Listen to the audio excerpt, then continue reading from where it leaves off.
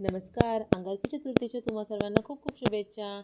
ताजी ताजी फुलं आणून देवपूजा केली. त्यानंतर खिचडीच्या तयारीला लागले. आज मी गूळ शेंगदाण्याचे लाडूही बनवणार आहे. चला, सगळ्यात आधी मी मिरची वाटून घेतली. त्यानंतर कढई घेतली आणि त्याच्यामध्ये मस्त असं गावरान तूप टाकलं. त्या तुपामध्ये आपण जी वाटलेली मिरची होती ती टाकली. आहा, घरात जी झणझणीत सुगंध पसरला होता. चला, याच्यामध्ये आता मी मस्त असे पांढरे पांढरे मोती टाकते आणि त्यानंतर आम्ही दोघी मिळून हे लाडू बनवले. आणि तो पहा, कोपऱ्यात बसून कोण खातोय लाडू. आम्ही एक लाडू बनवला की खाल्ला, एकदा आईचा एकदा दीदीचा, असे करून लाडू खात होता हा मुलगा. चला, म्हणतो माझी व्हिडिओ काढा, मी कसा महाराजासारखा बसून लाडू खातोय.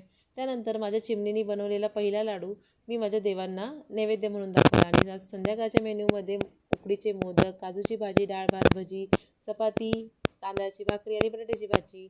चला, सबस्क्राईब करा.